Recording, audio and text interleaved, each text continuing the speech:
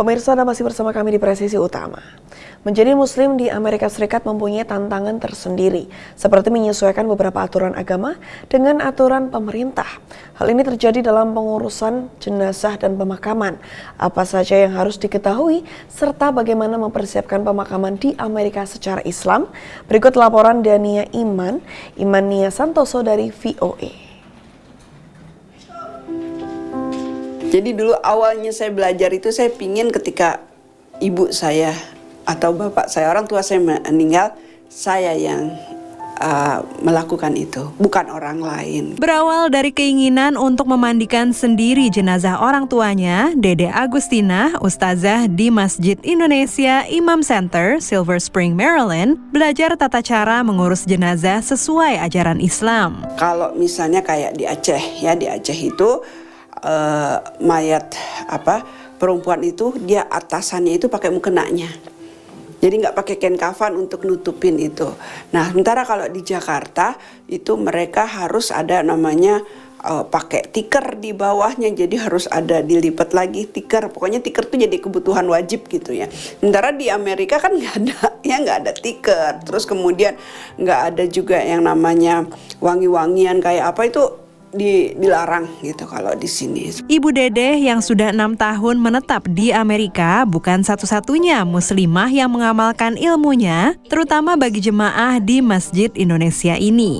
Siti Hafsah, guru mengaji di Iqra Learning Center, juga mengajarkan tata cara pengurusan jenazah kepada para muslimah. Dengan adanya kita ikut memandikan itu, banyak hal yang bisa merubah kita untuk menambah iman.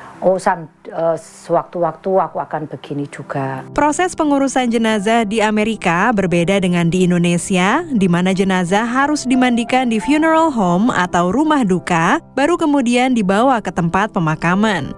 Fajril Asikin yang aktif di Masjid Imam adalah perintis kelompok pemandi jenazah di komunitas Muslim Indonesia. Itu udah peraturan karena kita kan menjaga kalau ada itu penyakit atau apa. Jadi standarnya memang nggak boleh dibawa ke rumah mesti duka, di funeral home. Funeral home. Karena funeral home itu kan mereka dapat laporan dari rumah sakit atau dari mana. Di Amerika, proses untuk sesegera mungkin memakamkan jenazah kadang tak selalu berjalan sesuai aturan agama. Kalau meninggalnya itu secara natural, ya, nah itu harus punya rekod. Punya rekod dia ini punya sakit apa, biasanya nggak sampai diotopsi. Namun kalau meninggal di rumah tanpa memiliki catatan kesehatan dari dokter, maka harus menghubungi polisi dan diotopsi dahulu untuk mengetahui penyebab kematiannya. Demikian juga dengan pemakaman yang harus mematuhi aturan pemerintah daerah setempat. Kalau di Indonesia kan mayat langsung masuk ke tanah. Kalau di sini ada kayak konkretnya, ada yang boxnya plastik, ada yang boxnya dari beton. Di dalam lubang kuburnya gitu. Dari funeral tuh pakai peti. Tapi sampai sana mereka tetap mayatnya dikeluarin.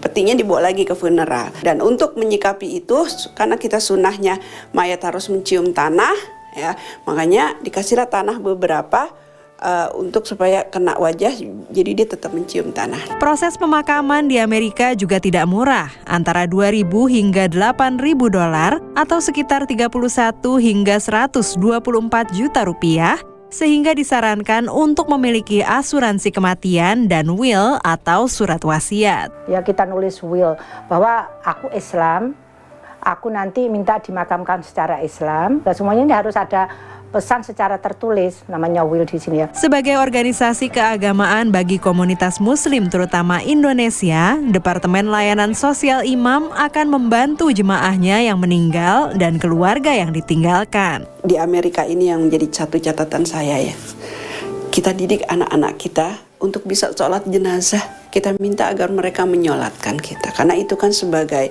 salam perpisahan terakhir. Dari Silver Spring, Maryland, Dania Iman Santoso, VOA.